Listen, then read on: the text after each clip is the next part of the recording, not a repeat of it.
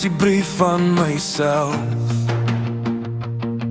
op die rand van my bed, 11:30.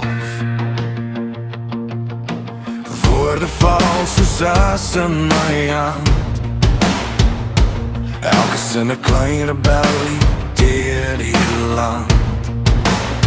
Ek voel hom stadig, lees hom hardop, asof ek iemand anders is, wat my weer moet opdra.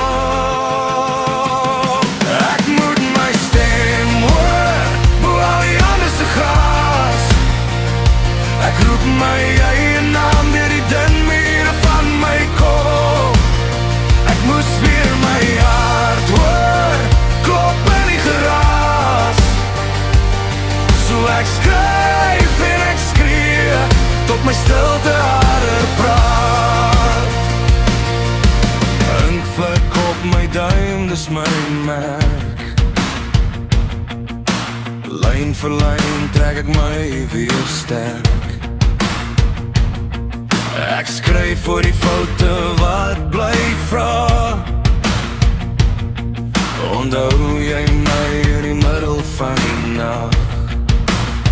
Ek lees dit stadig, slip die skaamte, asof ek iemand nie kan wees, as ek my eie waarheid vat. Ek moet my stem hoor, bo al die ander se gras. Ek roep my eie naam deur die dun mure van my kop. Ek moes weer my hart hoor, klop in die geraas. So ek skryf en ek skree, tot my stilte harder praat.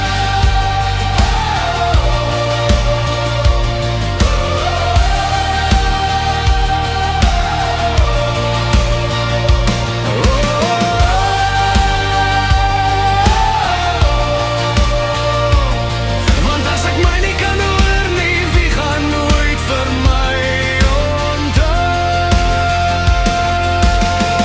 Ek moet my stem hoor, bo al die ander se gras. Ek roep my eie naam deur die dun mure van my kop.